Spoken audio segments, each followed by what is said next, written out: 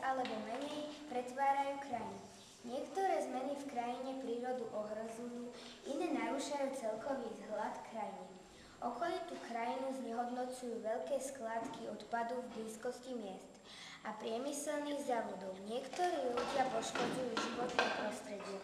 Odpadky by sa nemali hádzať na zem, ale ani do riek, pekne do koša. Stávanie diaľnice.